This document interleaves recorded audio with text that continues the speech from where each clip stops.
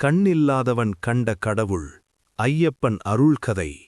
இந்த உலகத்தில் ஒளி இருக்கிறதா என்பதைக் காட்டிலும் அந்த ஒளியைக் காணும் கண் இருக்கிறதா என்பதே மிக முக்கியம். ஆனால் கண்ணில்லாத ஒருவனுக்கும் கடவுளைக் காண முடியும் என்றால் அது நம்பிக்கையின் சக்தி அல்லவா? இந்த கதை ஒரு வயதான மனிதரின் கதை, கண் பார்வை இல்லாத ஒரு மனிதரின் கதை.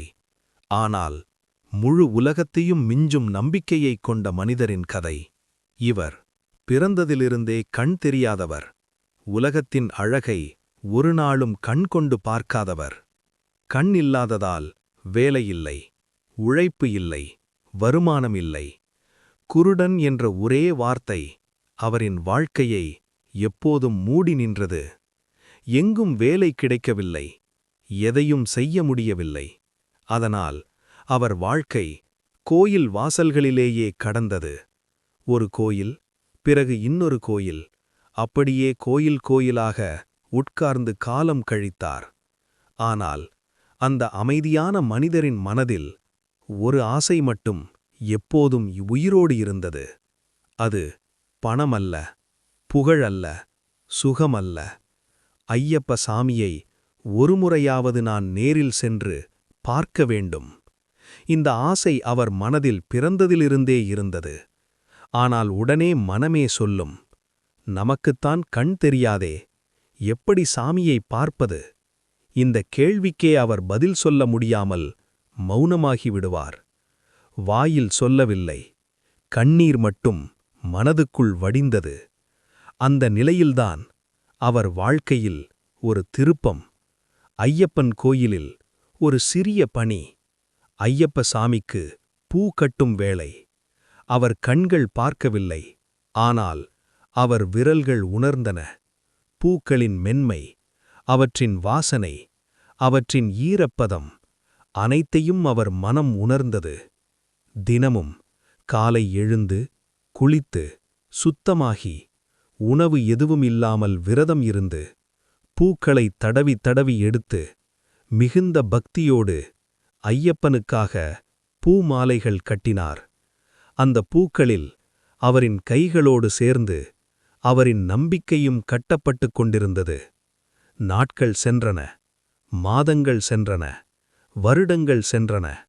அவரின் உடல் வலிமை இழந்தது. ஆனால் அவரின் நம்பிக்கை ஒவ்வொரு நாளும் வலிமை பெற்றது. ஒரு நாள் அவர் மனதில் ஒரு தீர்மானம் எழுந்தது. இந்த ஜென்மத்தில் எதுவானாலும் சரி, சபரிமலைக்கு சென்று ஐயப்பனை தரிசிக்க வேண்டும்.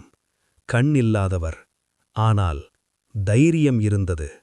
மாலை அணிந்தார், கடுமையான விரதம் இருந்தார். உடல் நடுங்கினாலும் மனம் உறுதியாயிருந்தது. பாதை தெரியாது, ஆனால் பக்தி வழிகாட்டியது. தடவி தடவி மலையை ஏறினார். ஒவ்வொரு அடியும் ஒரு தவம். கால்கள் வலித்தன, உடல் சோர்ந்தது.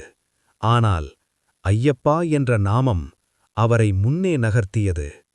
இறுதியாக 18 படிகள். அந்த இடத்தில் அவரின் உடலில் ஒரு மாற்றம், மனதில் ஒரு வலி.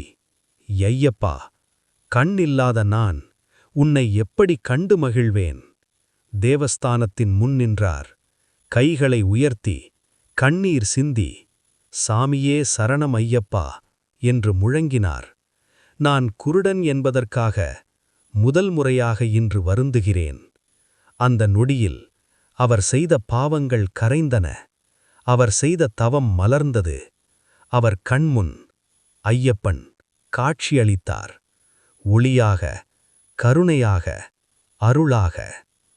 ஐயப்பா, என் கண்களுக்கு நீ தெரிகிறாய் என்று அவர் ஆனந்தத்தில் கத்தினார். பல வருட இருள் ஒரே கணத்தில் ஒளியாக மாறியது. அவர் பார்வை தெளிவானது. அவர் வாழ்க்கை மாற்றமடைந்தது. இக்கதையின் அர்த்தம், கண் இருந்தால்தான் கடவுளை காண முடியும் என்று இல்லை. மனம் தூய்மையாக, நம்பிக்கையுடன் சரணாகதி அடைந்தால் ஐயப்பன் எவருக்கும் அருள் தருவார்.